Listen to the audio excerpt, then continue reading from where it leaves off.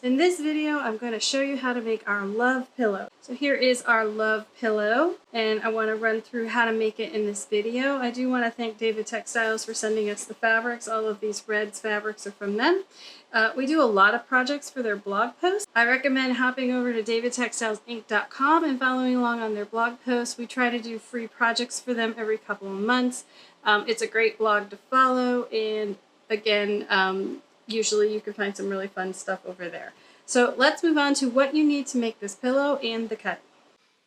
So for this project, you're going to need 4 different reds for the border, the words, and the hearts. You're going to need some white fabric for the background and the pillow backing.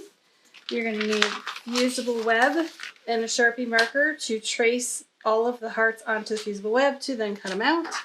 And I've got myself some red cord that I'm going to use as the heart hangers. And I'll probably add a little bow at the top of each heart. So this is what we need to get started. I'm going to go ahead and get everything cut, and then we'll be back to start assembling. So step 1 to making the love pillow is to cut our pieces for the border, background, and backing. For the border, you're going to need 38 assorted 2.5-inch squares. I'm using 4 different reds. For the background, you're going to need a 10.5 by 24.5 piece of white. This is where we're going to fuse the words and the hearts onto. And then we're going to use this 14.5 by 28.5 piece for our backing. So those are the pieces we cut with our rotary cutter. Then from the remaining reds, we need to cut the word love and the assorted hearts. So to do that, you're going to use the templates that I will link in the description below. And once you have your templates, you'll need some fusible web. And we're going to go ahead and trace the shapes onto the paper side of the fusible web following the manufacturer's instructions. To do this, I recommend using a Sharpie ultrafine point marker because the tip of this marker is the same thickness as your scissor blade. And it makes it so much easier to cut these out and not guess which side of the line to cut on. So next we're going to trace all these shapes. Now that I've got everything traced, is to roughly cut out each of these templates outside the drawn line. And just like 1/8 of an inch outside the drawn line is plenty. So once we've got that done, we're going to iron this onto the wrong side of the fabric. And each fusible web has its own manufacturer's instructions, so make sure you read those to see how long and what your iron heat should be set to, because it does differ from project to project, or project to project. It differs from fusible to fusible. So now that I have that, I iron out all of the wrinkles first, and then I lay the shape down on the fabric, and I go ahead and press it. And this is hot fix fusible web, and so it doesn't take a whole lot of time, and it does call for a very hot iron. And this is one of my preferred fusible webs that you can get, and I'll put a link below for it if you're interested in it, but there's that. So what I would do is go through and I would cut all of my shapes out. Alright, so once I roughly cut out each shape, I put them on the appropriate fabric, B, C, and this is D. So we're going to go ahead and iron these pieces down onto the wrong side. And then we're going to cut it out on the drawn line. And what that does is it seals all of the edges of the shape with glue. So if I were to cut this out on the drawn line, iron it on the fabric, then I'd be cutting outside of the glue. But this makes sure your edges stay nice and crisp and straight and hopefully not fray. I say hopefully because some fabrics do and some fabrics don't. But when you finish the edge with stitching, you'll never see it. So not something to worry about. As you can see, I am moving the shape in the scissors. I'm not moving the scissors themselves. And that's a tip on how to cut these. So on this guy, he's pretty fancy. And the outside is really easy to cut. And I'm going to go ahead and do that. And then I'll show you how I cut out the interior cuts. And again, I'm moving the fabric into the scissors, and I'm way back here on the scissors. I'm not up at the tip. The further back you are on the scissor, the more control you have on your cut, and the smoother your cuts will be. So if you ever get raggedy cuts when you're trying to cut a shape out, you're most likely moving the fabric, you're moving the scissors, not the fabric. And you're probably using the tip of your scissors because that is where you have the least control when cutting. So I'm just going to speed this part up and finish cutting this, and then I'll show you how to cut your interior cuts.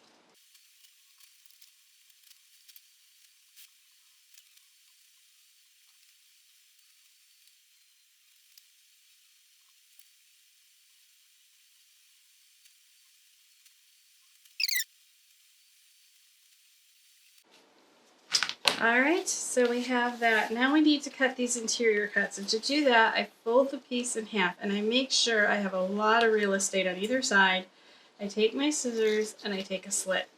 Now I have a slit in which to poke my blade in, and I can cut the interiors. Sometimes it's easier to cut the interiors first, and sometimes it's easier to cut them after. And usually you don't know until you're already cutting. In this case, I think the interiors would be easier to cut afterwards. Now, the next step is to start ironing these shapes onto our pillow front. And we're also going to be adding cording for the different hearts, which I'm going to top stitch down with some invisible thread. So the first thing you need to do is remove the paper from the back of each shape, and to do that I use a pin and I just score the back. It creates like a crack and peel, and then you see how easy it peels off.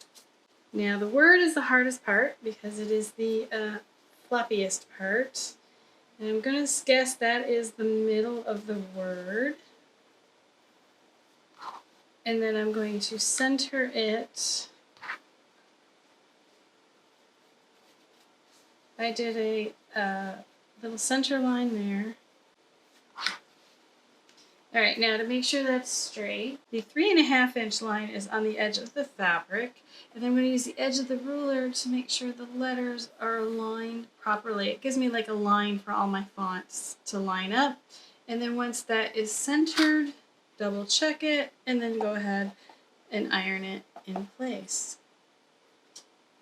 Alright, so now what I'm going to do is I'm going to take one cord and I'm going to put it underneath the heart, like that. And that way when I iron the heart down, that part of the cord is tucked under the heart and it is secure, sort of. It could just pull right out of the top, so don't be surprised if it does. But what I'm going to do is that I'm going to pull this up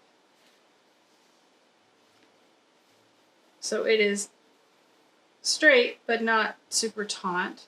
I'm going to take a Wonder clip and I'm going to clip that in place. And then when I get to the sewing machine and I do my finishing edges, I'm just going to do a zigzag over the cord, either with red or invisible thread. So I'm just going to repeat the process to get the rest of the hearts onto the pillow. So again, we're going to finish all the edges. We're going to stitch these cords down with a zigzag, but you're going to stop about 1/2 inch from the top of the heart so that we can add a little bow to the top of each heart. So we're over here at the sewing machine. We are ready to do all our edge stitching in our zigzag. So I'm going to show you how to do that on this one little heart. First, you're going to want to use an open toe foot. That's really important so you can actually see what you're stitching. And I'm using Aurifil 50 weight, a red color that matches all of the different reds in the project. So I'm going to go ahead and bring my needle down and bring the bobbin thread up. And then we're going to have both threads on top, and that just makes it a little easier to keep everything nice and neat. And then I like to bring the needle back down right where I start. And then we're going to go ahead and start. And so we're going to just do a blanket stitch on this edge. You could use a zigzag or a satin. Doesn't have to be a blanket. That's just what I'm choosing. And when you get to the point, make sure if you have a needle down feature on your machine, you use it. So I stop at the point, I pivot with the needle, and I pick it up and I continue on.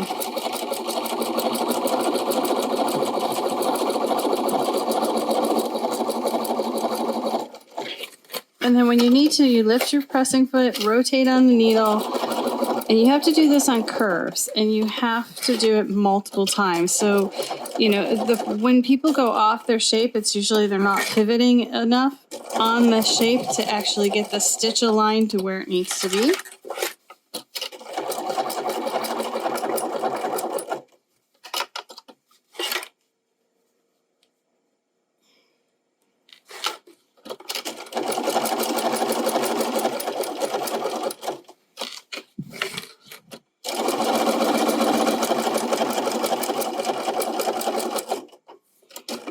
Okay, now that we're done, I went over my first stitch with my last stitch and I reverse stitched, and that locked everything in place.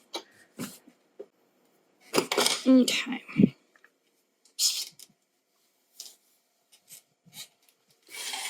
Right, now to do the cord, I'm going to start at the heart and work my way up. That way I can get it nice and flat and it won't be all over the place. And we're gonna switch to a zigzag stitch. And before I do it on this fabric,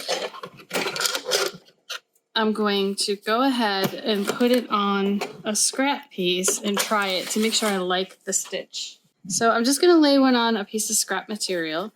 Still using an open toe foot. This time I'm using a zigzag stitch, which goes zig, zig, zig, zig. And you're just going to, I'm trying to, I think they call it couch it, which is basically just go over it. And that's going to hold the cord in place. But look how wide that is. So we're going to want to make it narrower. Let's try this.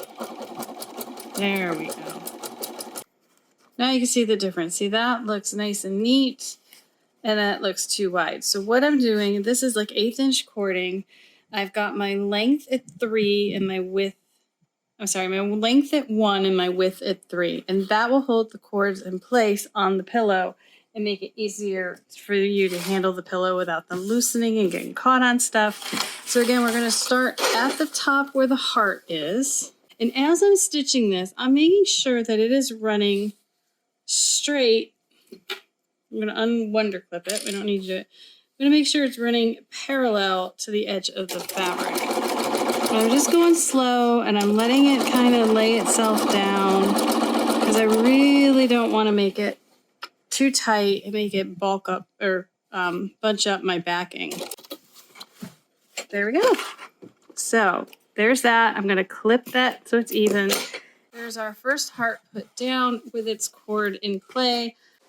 All right, so we have all of our hearts and cording stitched and our letters, and I've gone ahead and pieced the 2.5 inch squares into scrappy borders.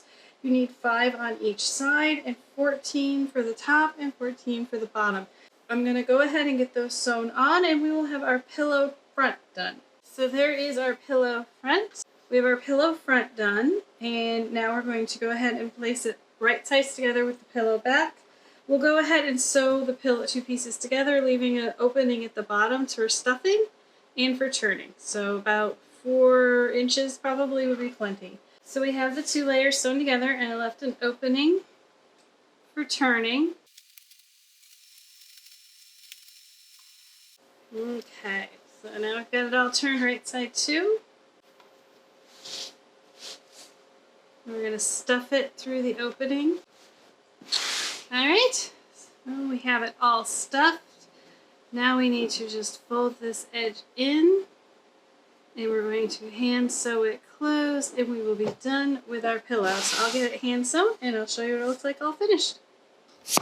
To close our pillow, I used a ladder stitch here, and I will link my video below on how to do that stitch. Now the last step, which I want to do, is I'm going to take a piece of twine and I'm going to feed it underneath each string. And if I haven't left myself enough of an opening, I will pop it with some seam rippers.